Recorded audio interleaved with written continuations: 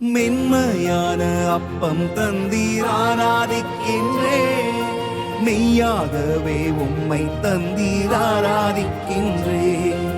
மென்மையான அப்பம் தந்தீர் ஆராதிக்கின்றேன், மெய்யாகவே உம்மை தந்தீர் ஆராதிக்கின்றேன்.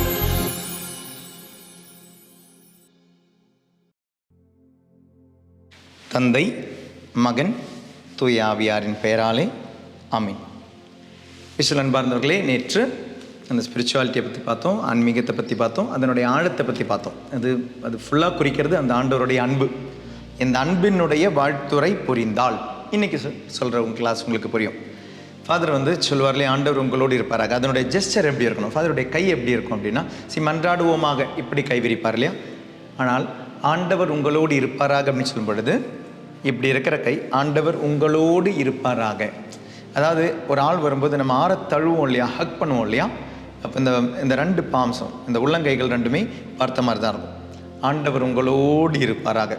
இவ்வளோ அது பாசமாக சொல்கிறார் பாருங்க, உங்களோடு இருப்பாராக. உங்கள் மத்தியில் ஆண்டவர் இருக்கிறார், நீங்கள் ஆண்டவர் முன்னிலையில் இருக்கிறீங்க. ஆண்டவர் உங்களோடு இருப்பாராக. அது ரொம்ப ஃப்ரீயாக சொல்லணும், ரொம்ப சிம்பிளான வார்த்தை. அதனால் ஒன்று ஃபாதர் ரொம்ப ஸ்லோவாக சொல்லணும். அதில் புக்கை பார்த்து சொல்லாமல் இருக்கிறது நல்லது. ஏன்னா மக்களை பார்த்து சொல்ல வேண்டியது ஆண்டவர் உங்களோடு இருப்பாராக. அது மட்டும் கிடையாது, அதனுடைய ரெஸ்பான்ஸ்க்காக ஃபாதர் வெயிட் பண்ணணும். ஃபாதரோ டீக்கனும், ஏன்னா சில திருவழிப்பாட்டு முறைகள் டீக்கன் செய்வாங்க இல்லையா. அப்போது ஆண்டவர் உங்களோடு இருப்பாராகன்னு சொல்லும்பொழுது ஹஸ் டு வெயிட். ஆன்மாவோடும் இருப்பாராக அப்படின்னு சொல்கிறதுக்கு அந்த ஃபாதர் வெயிட் பண்ணணும். ஏன்னா ஃபாதருடைய ஆன்மாவோடு, ஃபாதர் பெற்ற ஆன்மாவோடு இருப்பாராங்க, அவங்களும் வாழ்த்துறாங்க இல்லையா. இது முடியும் பொழுது உடனே ஃபாதர் அந்த முன்னுரை ஆரம்பிப்பாங்க. ஃபாதரோ முன்னுரை பற்றி நம்ம நாளைக்கு பார்ப்போம். நம்ம அந்த முன்னுரை ஆரம்பிக்கும் பொழுது அந்த குருவானவர் ஆண்டவர் உங்களோடு இருப்பாராக, ஆன்மாவோடும் இருப்பாராகன்னு சொல்லி முடிச்சுட்டு, எஸ் குட் மார்னிங், ஹலோ நல்லா இருக்கீங்களா, இப்படி சொல்வது நல்லது அல்ல. இதில் என்ன தவறு அப்படின்னா, இந்த திருவழிபாட்டு முறையில் அதனுடைய ஒரு அழகை நீங்கள் பார்த்தீங்கன்னா, இந்த வாழ்த்துறைக்கு அவ்வளோ ஒரு ஆழம் இருக்குது. அப்படி ஒரு ஆழம் இருக்கும் பொழுது ஒரு செகண்ட் ஒரு வாழ்த்துறை, குட் மார்னிங், குட் ஈவினிங், நல்லா இருக்கீங்களா, ஹலோ அப்படின்ற அந்த வாழ்த்துறை, ரெண்டாவது ஒரு வாழ்த்துறை ஒரு டூப்ளிகேட் ஆகிடும். இதனுடைய ஒரு மீனிங் என்னவாக இருக்கும் அப்படின்னா, ஒன்றுலாம் இது வாழ்த்துறை புரியல அப்படின்ட்டு தான் இருக்கலாம், இது ஒரு வாழ்த்துறை அப்படின்றதே புரியாததாக இருக்கலாம். ஆண்டவர் உங்களோடு இருப்பாராகன்றது அது ஒரு கிரீட்டிங்காகவே புரியலது. அப்போ திரும்ப ஒரு கிரீட்டிங் வேணுமா, அப்படி டூப்ளிகேட் பண்ணணுமா, அது ஒரு பிரச்சனை. ஆனால் இப்படி ஒரு வாழ்த்துறை சொல்லி அதை டூப்ளிகேட் பண்ணக்கூடாது. இது சாதாரணமாக எங்கே பண்ணுவாங்க இந்த மாதிரி வாழ்த்துறைகள்? குட் ஈவினிங், நல்லா இருக்கீங்களா, ஹவ் அப்படின்னு அந்த ஒரு கஷ்டம் எப்போ இங்கே வரும்? அது சாதாரணமான ஒரு ஃபங்க்ஷன்ஸில் வரும். சாதாரணமான ஒரு ஃபங்க்ஷன்ஸ், அதாவது உலகம் தழுவிய ஒரு ஃபங்க்ஷன்ஸில் வருமே ஒழிய, ஒரு ஆன்மீகமான ஒரு இடம் சொல்லும்பொழுது ஆண்டவர் உங்களோடு இருப்பாராகன்னு சொல்லிட்டு அதை நம்ம ரொம்ப செக்குலரைஸ் பண்ணுற மாதிரி இருக்கும். ஆண்டவர் உங்களோடு இருப்பாராக அப்படின்னு சொல்லும்பொழுது ரொம்ப செக்குலரைஸ் பண்ண மாதிரி இருக்கும். இவ்வளோ அழகான ஒரு ஆழமான ஒரு திருவழிபாட்டு முறை, அந்த திருவழிபாட்டு முறையுடைய ஆழத்திற்கு நம்ம அதை தொடங்கிட்டு ஒரு கிரீட்டிங் கொடுத்துட்டு திரும்ப ஒரு அடுத்த கிரீட்டிங் ஒரு செக்குலரைஸ் பண்ணுறது மாதிரி இருக்கும் பொழுது சில டைம் சொல்லுவாங்க, இல்லை ஃபாதர் அது ஒரு நெருக்கத்திற்காக அப்படின்னு. அப்போ அந்த ஃபஸ்ட்டு விஷயத்தில் நெருக்கம் தோணலையா, ஏன் அந்த விஷயம் தோணலை? அப்போ நமக்கு அந்த திருவழிப்பாட்டு முறையினுடைய அந்த ஆழமும் ஆண்டவர் உங்களோடு இருப்பாராக அப்படின்னு சொல்லும் பொழுது அந்த ஆழமும் புரியாததுனாலையா? அந்த வழிபாட்டு முறையில் ஆல்ரெடி ஒரு கிரீட்டிங் தான் அது, ஆண்டவர் உங்களோடு இருப்பாராக, ஆன்மாவோடும் இருப்பாராக. அடுத்தது போக வேண்டியது முன்னுரைக்கு தானே ஒழிய இதில் அந்த நெருக்கம், அந்த அன்பு, அந்த பாசம், அதுக்காக கொஞ்சம் கூட அதை வாட்டர் டவுன் பண்ணி அதை கட் ஷார்ட் பண்ணி அந்த நெருக்கத்தை இந்த மனிதர்களோடு காமிக்க வேண்டிய அவசியம் இல்லை. அவங்களை எல்லாருமே செட்டில் பண்ணிவிட்டு கூல் டவுன் பண்ணிவிட்டு ஆரம்பிக்க வேண்டியதல்ல இந்த திருப்பலி, இந்த திருவழிபாட்டு முறை. அதற்கானது அல்ல. அது ஆண்டவர் உங்களோடு இருப்பாராக அப்படின்றது அந்த மக்களுக்கு புரியணும். ஃபாதர் ஆன்மாவோடும் இருப்பாராகன்றது மக்களுக்கும் புரியணும், ஃபாதருக்கும் புரியணும்.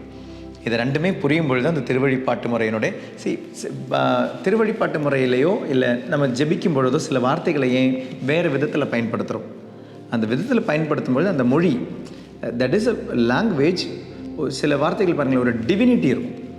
சில வார்த்தைகள் பாருங்களேன், அது இப்படி யூஸ் பண்ண வேண்டிய வார்த்தை, நம்ம இப்படி யூஸ் பண்ணிடக்கூடாது. அதனால் திருவழிப்பாட்டு முறைக்கு அதனுடைய ஒரு மொழி இருக்குது, திருவழிப்பாட்டு முறைக்கு அதனுடைய ஒரு ஃபார்ம் இருக்குது. அப்போ அதுக்கு பயன்படுத்தப்பட்ட மொழி தான் இது. வாழ்த்துறை, அங்கே ஒரு வாழ்த்துறை அப்படின்றது ஆண்டவர் உங்களோடு இருப்பாராகன்றது அதனுடைய வாழ்த்துறை. அதை வந்து சாதாரண ஒரு ஃபங்க்ஷனாக, சாதாரண ஒரு ஈவெண்ட்டினுடைய நிலைக்கு கொண்டு வருவது நல்லதல்ல. இஸ்வலன் பார்ந்தவர்களே, நான் மீண்டும் சொல்கிறேன், இதெல்லாம் சொல்லும் பொழுதும் it's not to fight with anyone.